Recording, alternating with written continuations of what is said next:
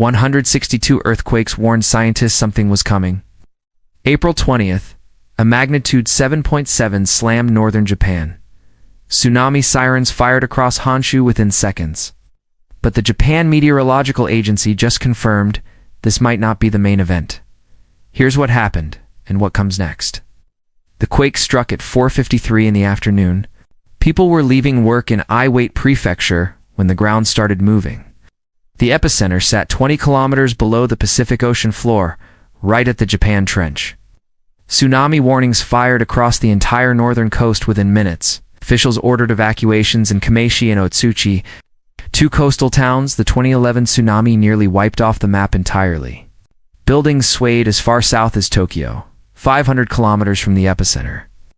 The USGS confirmed the magnitude at 7.7, that releases 30 times more energy than a 7.0. Tens of thousands of people moved toward high ground. But here's the part that got scientists' attention. Within 2 hours, the Japan Meteorological Agency issued a rare formal advisory. The words were direct and sobering. A megaquake, magnitude 8.0 or greater, could still be coming. To understand why scientists are worried, you have to go back 5 months. November 2025. A magnitude 6.8 earthquake rattled the Sanriku coast. Not unusual for Japan, but what followed was, over the next 5 months, 162 earthquakes, all magnitude 4.0 or higher, struck the same zone. 5 of them cracked magnitude 6.0 or above. USGs and JMA were tracking every single one. This was a foreshock sequence, geological drumbeat. The Earth warning that something much bigger was loading stress deep along the Japan Trench. But here's where it gets strange. Seismologists had a nearly identical pattern already in their records. 2 days before the 2011 Tohoku earthquake, the one that triggered a 130-foot tsunami and killed nearly 20,000 people, a magnitude 7.3 foreshock struck the same region.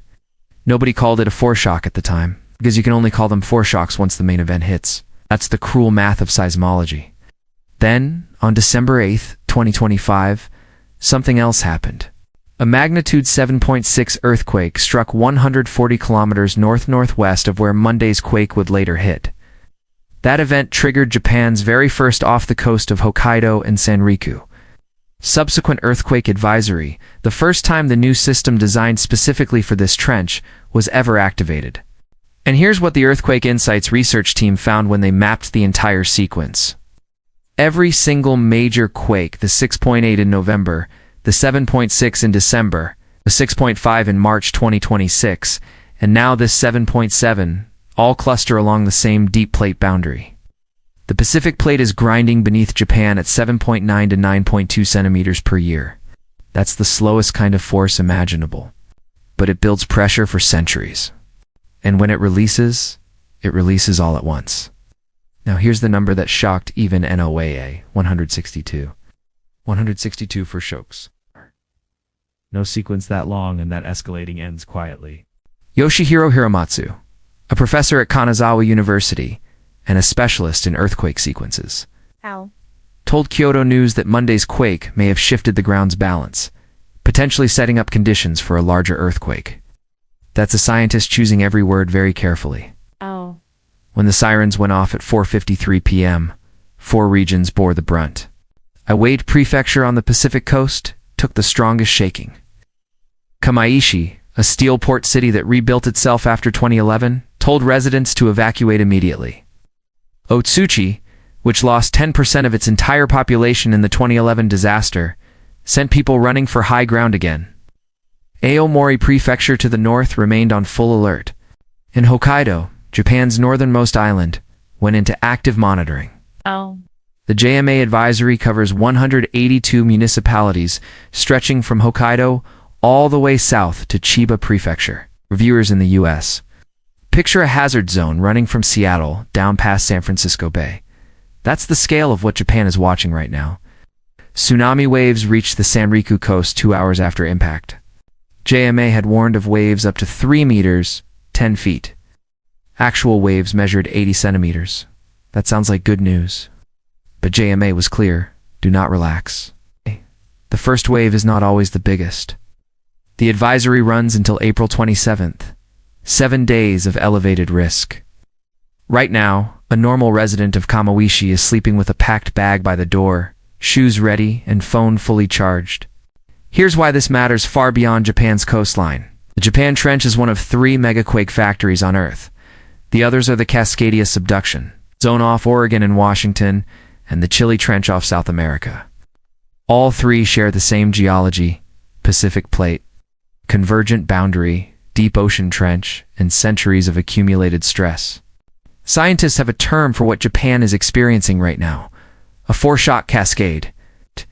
It's when smaller quakes slowly unzip the plate boundary, releasing stress in small increments instead of one single catastrophic rupture. The problem is this: during a cascade, you cannot tell whether you're watching the prelude or the main event. Amilcar Carrera-Cevallos, an independent earthquake scientist speaking to Scientific American, put it plainly. A 1% probability is still low in absolute terms, but it is 10 times higher than normal. And that is significant from a risk management perspective. 10 times higher than normal. Think about what that means. A week ago, the odds of a megaquake hitting this region sat at 0.1% per week. Today that number is 1%. That's still small.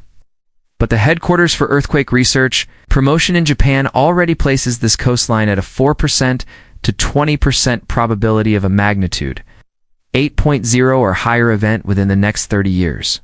Earthquakes don't read calendars. Here's the historical comparison that keeps seismologists working through the night. March 9, 2011.